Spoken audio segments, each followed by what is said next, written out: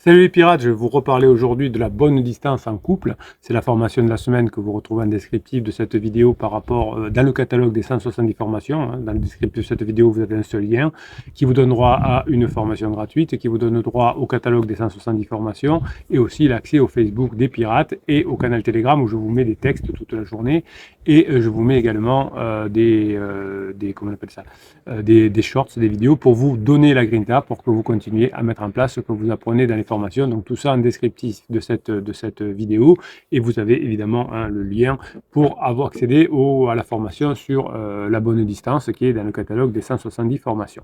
La bonne distance dans le couple, c'est pas quelque chose que l'on peut mesurer avec un mètre, mais les normes sociales et de la distance évaluent beaucoup selon les cultures. Les normes sociales jouent un rôle crucial dans la définition de la distance qui est appropriée entre les partenaires. Ça dépend du temps, évidemment, mais ça dépend aussi d'une culture. Dans la culture méditerranéenne, on est plus proche que dans d'autres cultures, comme la culture scandinave, par exemple. Donc, même dans un pays, dans le sud et dans le nord de la France, on n'est pas exactement dans les mêmes choses. Donc, la société a imposé des distances que l'on peut avoir, et dans l'affection, dans la fréquence des rapports, c'est la même chose. Il y a des cultures où on doit être très proche pour se sentir bien, et il y a des cultures où on n'a pas besoin d'être aussi proche. Par exemple, dans le nord et sud de la France, des personnes qui sont du nord de la France qui viennent s'installer dans le sud considèrent les gens du sud plutôt superficiels. Parce que dans la culture, la norme sociale, dans le sud, on vit beaucoup plus dehors, donc on a beaucoup plus de relations, mais pas de relations super fortes. Dans le nord, on vit plutôt à l'intérieur et on a des relations plus fortes avec moins de gens. Donc c'est d'une culture à l'autre, d'une société à l'autre, eh bien les distances et les comportements ne sont pas les mêmes. Eh bien c'est pareil dans le couple, hein.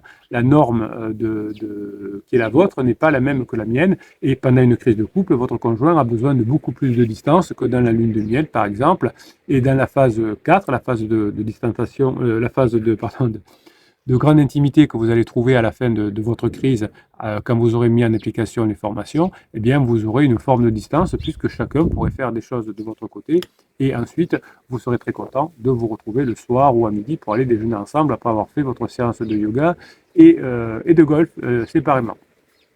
Donc la distance, c'est un outil de pouvoir au sein d'une relation qui prend de la distance en premier et qui la comble. Donc au début d'une crise de couple, c'est celui qui prend la distance en premier qui a au début le leadership, entre guillemets, puisque l'autre va essayer de combler cette distance. Sauf que si vous gérez bien, si vous apprenez bien les formations, si vous savez comment faire, au bout d'un moment, c'est l'inverse qui se passe.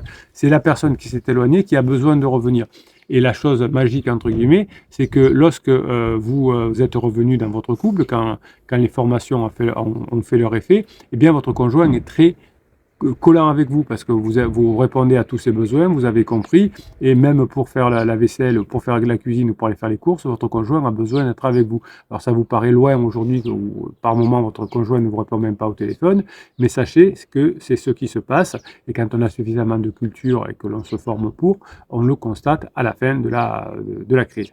Donc ces actions peuvent être interprétées finalement quand votre conjoint s'éloigne comme un signal de contrôle sur vous, et quand vous vous rapprochez trop vite de votre conjoint, c'est considéré comme de la soumission. D'où dans la formation l'intérêt d'apprendre la bonne distance.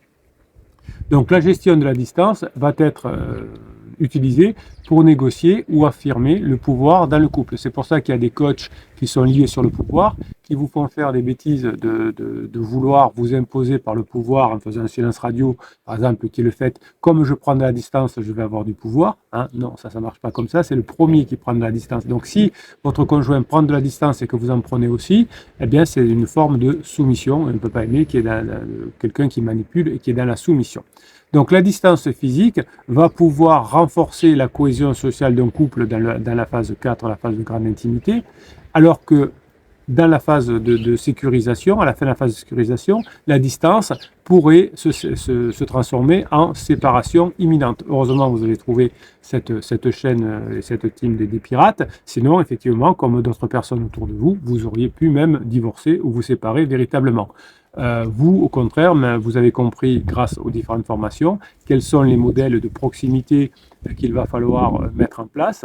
Ce sont des modèles sociologiques qui vont finalement prôner la bonne distance, ni une grande proximité, ni une totale indépendance, avec éventuellement et certainement des sections différentes, c'est-à-dire que par moment on va se rapprocher, par moment on va s'éloigner. Donc les normes sociales qui vont jouer ce rôle important vont vous aider à comprendre au sein de la formation ce que vous avez besoin de mettre en place pour vous rapprocher. La philosophie va vous offrir aussi une riche palette de perspectives dans les relations humaines. Ce qui est important, c'est de suivre les conseils de choses qui ont marché depuis des milliers d'années. La philosophie était à peu près la même chez les Grecs antiques et ça marchait déjà. Les religions ont également repris les idées des philosophiques et ont pu faire que les sociétés ont été protégées pendant des années. Évidemment, lorsque l'on est dans des eaux troubles de l'amour, du partenariat, de la bonne distance, se former, se cultiver est intéressant et ça permet, en apprenant des choses, évidemment, de se rapprocher de son conjoint parce que vous aurez des choses à raconter, notamment si vous avez appris la philosophie. Donc les personnes qui ont été les plus heureuses dans leur vie depuis l'Antiquité jusqu'à l'école moderne sont des personnes qui ont compris la nature des liens qui unissent les individus et c'est des personnes qui ont compris comment définir l'équilibre entre l'interdépendance personnelle et l'union forte avec autrui. Les réflexions que l'on a pu rencontrer en neurosciences sont venues la plupart du temps corroborer ce qu'on a retrouvé en philosophie. Si on commence dans la plus ancienne philosophie, on parle de la bonne distance, notamment dans Platon. Platon, c'était l'idéal de l'union. Dans son œuvre Le Banquet, il présente l'idée d'être d'humain, originellement androgyne, coupé en deux, dont le désir profond serait de se retrouver leur moitié pour constituer un tout. C'est ce que croit votre conjoint avec son pansement, c'est mon âme sœur, c'est ma flamme jumelle, etc. C'était une métaphore au second degré de Platon qui, aujourd'hui, quand on est en lune de miel, peut faire beaucoup de dégâts sur la relation entre pansement et Crézeux. Vous me direz, tant mieux. Donc l'idée du corps androgyne qui a été coupé en deux est une métaphore qui illustre la tension entre la recherche de complétude dans l'autre et la réalisation de soi en tant qu'individu. C'est ça la bonne distance. C'est ce que vous allez trouver pour la phase 4. Vous allez vous réaliser en tant qu'individu, parce qu'aujourd'hui, tout le monde a besoin de se réaliser, mais aussi on a besoin d'être en complétude, c'est-à-dire d'être en lien social avec quelqu'un de façon forte. C'est notamment la phase amitié qui va vous permettre ça. Donc Platon suggérait déjà concrètement ce que croit votre conjoint avec son pansement, que la véritable union ne réside pas dans la fusion, mais dans la conquête commune de l'idéal, de la vérité et du beau. C'est pour ça que dans chacune des formations, je m'efforce de vous donner suffisamment de biscuits, entre guillemets, pour avoir un idéal, une vérité et une idée de la beauté pour intéresser votre conjoint. Aristote, de son côté, avec la vertu de l'amitié. Ce que je vous dis ici, je vais vous sortir une formation dans quelques temps là-dessus. L'amitié est essentielle, selon Aristote, à la vie essentielle. Il a distingué d'ailleurs 3 types d'amitié, celle basée sur l'utilité, que l'on peut se rapprocher aujourd'hui du copain. Alors, on est copain parce qu'on a une action en commun dans une boîte, dans le sport, dans le travail. Il y a l'amitié plaisir et il y a l'amitié la plus noble, celle que vous allez chercher en phase 4 avec la bonne distance, qui est celle basée sur la vertu. Évidemment, votre conjoint finit épuisé parce que il n'a pas de vertu, entre guillemets, il va vous tromper, il va vous mentir, il va mentir à ses enfants. Donc, quand quelqu'un qui est de petite vertu, il finit par être écroulé. Alors ici, on n'est pas une chaîne morale, on est une chaîne scientifique. Donc, on sait qu'effectivement, quand on ment, quand on fait des choses contre nature, entre guillemets, eh bien, on souffre à la fin, que ce soit bien ou mal, mais en tout cas, c'est ce que Aristote appelait la vertu. La distance appropriée dans un couple, selon Aristote, c'est celle qui permet à chaque partenaire de s'épanouir en vertu, de grandir ensemble, tout en respectant l'espace nécessaire à l'autonomie personnelle. Ce qui a flingué votre couple dans la phase 2, c'est qu'il n'y avait pas d'autonomie personnelle, puisque il y avait le boulot, il y avait la maison, il y avait les enfants, mais on avait peu de temps pour se développer. Et c'est là que votre conjoint est sorti de cette partie-là en disant « Maintenant, c'est fini, ils vont penser à moi, je veux ma liberté ». Donc les stoïciens, de leur côté, tels que Marc Aurèle et Épictète, prônaient, eux, une forme d'indépendance affective. Ils conseillaient de ne pas laisser nos émotions être dictées par les actions d'autrui, y compris votre partenaire. C'est ce que l'on apprend aussi au travers de ces formations, à maîtriser ses pensées et ses émotions, même quand c'est dur. Donc la proximité émotionnelle positive que vous allez mettre en place au fur et à mesure des formations pour aller en phase 4 va renforcer la tranquillité intérieure de votre conjoint et la capacité que vous apprenez à rester maître de vous-même va faire que vous allez vous rapprocher de la bonne distance avec votre conjoint. Jean-Paul Sartre, donc si on fait un saut dans la philosophie, lui nous a parlé de l'être et du néant. Il a exploré la complexité des relations humaines à travers le concept de son conjoint, de l'autre en général. Pour Sartre, une relation authentique exige de reconnaître l'autre comme un être libre et indépendant. Donc c'est pour ça que la mauvaise distance au départ, c'est d'être trop proche et de vouloir dire à l'autre ce qu'il veut. La distance devient alors un espace de respect mutuel où chaque individu peut exister pleinement sans être réduit à un objet par le regard de l'autre. Dans la phase 4 du couple, vous ferez effectivement chacun de votre côté des activités et ensuite vous serez très content de vous retrouver avec des amis pour déjeuner tous ensemble par exemple.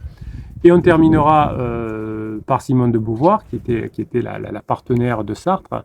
Elle a beaucoup parlé du deuxième siècle, du deuxième sexe, pardon. Simone de Beauvoir a beaucoup accepté la réciprocité dans les relations. Alors, l'écriture de Simone de Beauvoir aussi était liée à sa souffrance, puisqu'elle avait avec Jean-Paul Sartre un couple un peu particulier, où Sartre voulait le polyamour. Vous savez que le polyamour, ça ne fonctionne pas. Au début, c'est une idée intellectuelle intéressante, mais il y en a toujours un qui souffre beaucoup, et c'était le cas de Simone de Beauvoir. Et Simone de Beauvoir a beaucoup écrit, du coup, sur la relation équilibrée, où la distance permet à chaque partenaire de se reconnaître mutuellement comme sujet avec désir et aspiration, tout en respectant l'autre. Donc vous voyez que la philosophie nous aide à comprendre que un couple qui fonctionne est un couple qui est à la bonne distance. Certains philosophes, évidemment, pouvaient penser que plus on est éloigné, mieux ce serait, mais effectivement, la nature des choses font que la bonne distance, le bon équilibre va faire que vous allez être heureux en phase 4. On pourrait parler de Emmanuel Kant, qui, lui, avait l'idée d'agir dans une loi universelle, c'est-à-dire que dans le contexte du couple, prendre de la distance ne doit pas être un acte de manipulation ou d'égoïsme. Quand on vous conseille le silence radio, c'est un acte de manipulation et d'égoïsme. Donc, Kant lui-même déconseillait le silence radio. Alors, ça n'existait pas à l'époque, c'est juste un truc marketing, le silence radio, mais Kant disait que la distance ne doit pas être un acte de manipulation ou d'égoïsme, mais ça doit être une décision réfléchie qui va respecter la dignité et l'autonomie de l'autre. Quand votre conjoint est en dame, on va lui laisser de l'autonomie. Donc, Kant nous poussait déjà à considérer l'éloignement comme un choix mesuré, avec de l'intention et du respect mutuel. Quand vous faites un silence radio, c'est-à-dire que vous créez une distance artificielle, il n'y a pas de respect de votre conjoint puisque vous lui mentez et vous essayez de lui mentir. D'autres philosophes nous expliquent, comme par exemple John Stuart Mill, que dans une relation, la distance est justifiée pour contribuer au bien-être général des partenaires. Et si les deux partenaires se sentent bien dans le couple, eh bien, ils vont rester sur le vent ensemble. Le bonheur dans une relation, c'est de pouvoir à la fois être protégé par son conjoint, être bien avec son conjoint, mais aussi pouvoir avoir une forme de bonheur individuel, c'est-à-dire d'être dans une forme de développement. Donc la responsabilité que vous avez dans votre couple, c'est infini, c'est-à-dire que vous avez le devoir de sauver votre couple, votre famille et vos enfants, parce que les enfants vous implorent de sauver votre couple parce qu'ils n'ont aucune envie que papa et maman se séparent, ou que papa et maman se séparent. Donc finalement, l'éloignement ne doit pas être une forme d'indifférence, mais au contraire, ça doit être une forme de justice, une bonne distance, en étant attentif aux besoins de votre conjoint et à ses vulnérabilités, évidemment, quand votre conjoint et se sent vulnérable, eh bien, il va partir se faire protéger par quelqu'un d'autre. Donc vous allez être suffisamment fort grâce aux formations pour avoir cette bonne distance, pour protéger votre couple, pour faire en sorte que vos enfants puissent continuer à vivre avec papa et maman. Donc papa et maman seront heureux ensemble parce qu'il y aura une bonne distance, à la fois un épanouissement personnel, mais aussi un grand bonheur d'être en couple. Voilà, on trouve la formation sur la bonne distance en descriptif de cette vidéo dans le catalogue des 170 formations. Profitez aussi de la formation gratuite du Facebook pour parler avec les autres pirates. Si je vous rappelle que vous avez encore jusqu'à la fin du mois le concours, je tirerai à la fin du mois par un petit logiciel un des commentaires que vous mettez sous ces vidéos YouTube. Hein. Donc dans tout le mois de mars, il y aura un commentaire qui sera tiré au sort, qui donnera droit à la personne qui a écrit le commentaire à me demander la formation de son choix que je lui offrirai. Donc plus vous allez mettre de commentaires, évidemment, plus vous aurez de chances de gagner, puisque c'est le commentaire qui gagne et pas la personne. Je vous souhaite la journée que vous méritez. Trouvez la bonne distance avec votre conjoint.